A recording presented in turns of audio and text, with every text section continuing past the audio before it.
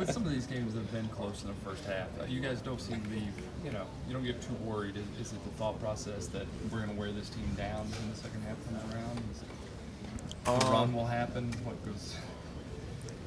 Just how we play, but the platoon system is you can't get settled into a game, so it's going to take the second half before you there's going to be a spot in their defense here. If we just put a guy there, he's going to be a bucket, or it's just going to take a half before you realize, what the weaknesses is on their defense and what our defense needs to do. And by the time second half comes, all of that.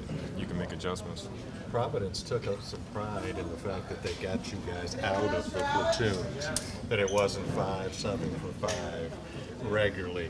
How much do you see that as like a little mini defeat of some sort, that you had to abandon the platoons? I think that's a defeat. It's kind of odd that you take that as a defeat. or a victory. Or a victory. Definitely a victory. You still got 5 guys out on the court that can play. It doesn't matter what lineup you throw in there; they're still going to play. So,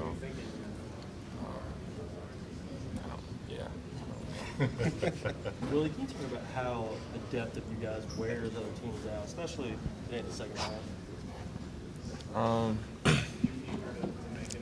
It's just good that you just got you don't have all the weight.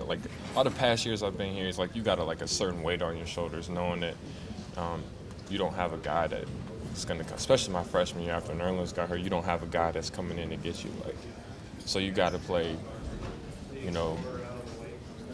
really, really high minutes, and you're tired most of those minutes because you're not getting off the floor, and if you do, you're only getting off for 2 minutes. So it's like a blessing and a curse at the same time, because you're not really tired because you only need a couple minutes out, but then once you're in there, you kind of I think I can go back in, but you got to wait for the next platoon set to go. So, but it's just good because it gives us as a team, everybody to get their minutes in, everybody gets their playing time, and gets to showcase what they can do, and it keeps everybody happy. So that's the most important part. When we have a lot of talent on our team, we have to play with energy. If we're not playing with energy, it doesn't matter how many good players you have. So, it definitely worked today. Both Calipari and Ed Cauley, Providence coach, said that Tyler Ulis was really responsible for ramping up the defensive pressure in this game. What does he bring you guys?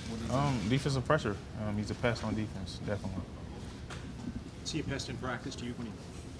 Sometimes, yeah. Is it hard? Is it a battle every time going against him in practice? Oh yeah, we make each other better every day, and that's what we try to do. That's what practice is for. When you see him go out there, do you feel like maybe you need to bring more energy when you get back out on the floor? Yeah, definitely. When you see the team that you're playing with, it doesn't have the energy that the other platoon has. No matter what the score is, you have to, as a leader, you have to try to bring your team up. So. What was the difference in the second half when you held them to 16 points? We got out there and put pressure on the ball. It was tough to make every pass, and that's what we tried to do. How do you feel about how you ran the team in the second half, the 4 game that you played? It was okay. Coach said I need to shoot a little more.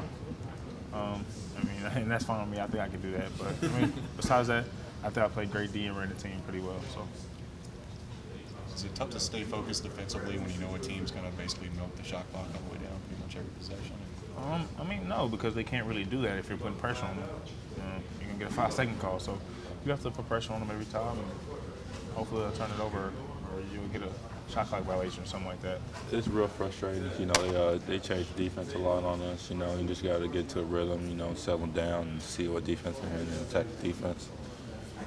Alex, during your 3 years at UK, or this being your 3rd year at UK, was there ever a moment where you just committed to defense, where you went, okay, maybe the offense, I'm not going to be the go-to guy or average 20 or 30 points like I did in high school? Was there ever that kind of aha moment?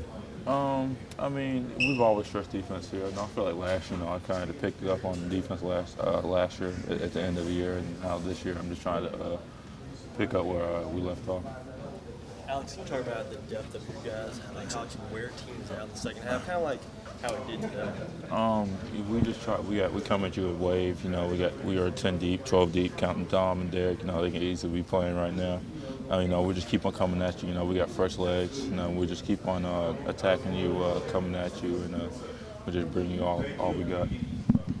Coach had mentioned that offensive rebounding is something he really wants to see from you. Is that your number one goal going into each game, just dominate on the glass? Yeah, you know, it's hard for teams to box all of us out. You know, we're so big, you know, and we just can't accept being blocked out, you know. So we just attacking the glass, you know, especially with our size and length. Is that something specifically that he's been on you ever since you've been here, offensive rebounding, or has that picked up this season? I mean, it's always been one of my things I'm real good at. You know, one of my skills is offensive rebounding. You know, he just on me to make sure I'm doing it each and every time I'm out there.